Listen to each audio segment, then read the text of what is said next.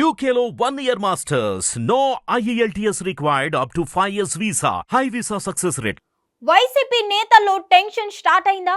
ఎటు నుంచి ఏ ప్రాబ్లం ముంచుకొస్తుందో అని భయపడుతున్నారా? కేసులు మెడకు చుట్టుకొని తన కెరీర్ నాశనం అవుతుందని నేతలు వణుకుతున్నారా? ఎందుకు సైలెంట్ అవుతున్నారు? ముంబై నటి కేసులో ప్రభుత్వం దూకుడు పెంచిందా? వైఎస్ వివేక కూతురు సునీతకు సీఎం చంద్రబాబు హామీ ఏమిచ్చారు? కూటమి నెక్స్ట్ టార్గెట్ కడప నేత. ఇవే ప్రశ్నలు వైసీపీ నేతలను సతమతం చేస్తున్నాయి.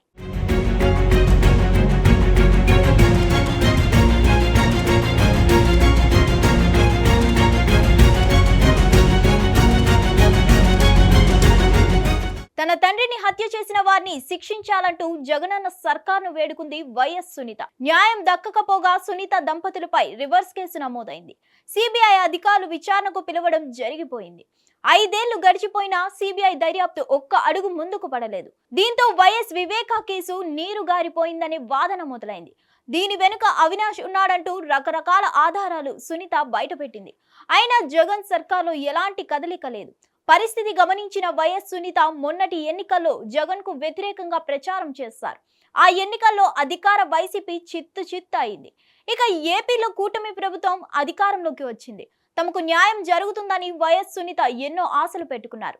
ఈ మేరకు తమకు న్యాయం జరగాలని సచివాలయంలో సీఎం చంద్రబాబును కలిశారు వైఎస్ వివేకానందరెడ్డి కూతురు సునీత దంపతులు.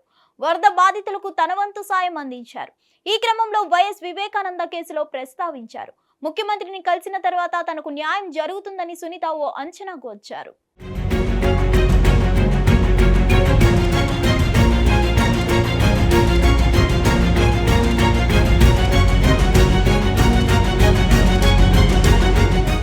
అప్పటి వివేక పీఎం కృష్ణారెడ్డి ఫిర్యాదులో నిజాలు ఏంటో బయటపెట్టాలని ముఖ్యమంత్రి చంద్రబాబును సునీత కోరారు. వాస్తవాలు వెలుగులోకి రావాలంటే సిఐడి విచారణ చేయాలని విజ్ఞప్తి చేశారు. సీఎం చంద్రబాబు సానుకూలంగా స్పందించి తనకు అన్ని విషయాలు తెలుసని తప్పనిసరిగా విచారణ చేయిస్తానని చెప్పడంతో న్యాయం జరుగుతుందని సునీత ఫ్యామిలీ భావిస్తోంది.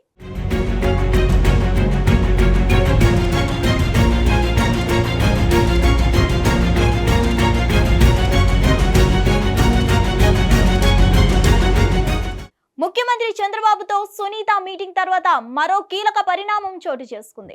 బీటెక్ రవి కూడా ముఖ్యమంత్రితో భేటీ అయ్యారు. దీంతో ఈ కేసు వేగంగా ముందుకు వెళ్తుందనే అంచనాలు జోరందుకున్నాయి. ఈ తరహా పరిణామాలను ముందే గమనించిన మాజీ సీఎం జగన్ ఎంపీ అవినాష్ రెడ్డిని ఇన్ఛార్జ్ బాధ్యతల నుంచి తప్పించారు. వాటి బాధ్యతలను జగన్ మేనమామ కొడుక్కి అప్పగించారు. సింపుల్ గా చెప్పాలంటే కూటమి ప్రభుత్వం వచ్చిన తర్వాత ఒక్కసారి మాత్రమే మీడియా ముందుకు వచ్చారు అవినాష్ రెడ్డి. ఈ ఎంపీ కూడా అజ్ఞాతంలోకి వెళ్లిపోయారనే వార్తలు పొలిటికల్ సర్కిల్స్ లో జోరందుకున్నాయి. మొత్తానికి వివేకానంద కేసు రాబోయే రోజులు ఇంకెన్ని మలుపులు తిరుగుతుందో, ఇప్పటికైనా ఈ కేసు కొలిక్కి వస్తుందో లేదో చూడాలి. మరిన్ని అప్డేట్స్ కోసం stay tune to hit TV. Hit TV app ని డౌన్లోడ్ చేసుకోండి. ఇందులో short news, live news, entertainment movies అన్ని అవైలబుల్ గా ఉన్నాయి. Please download Hit TV app. Hit TV app. Hit TV యాప్ని ఫ్రీగా డౌన్లోడ్ చేసుకోండి.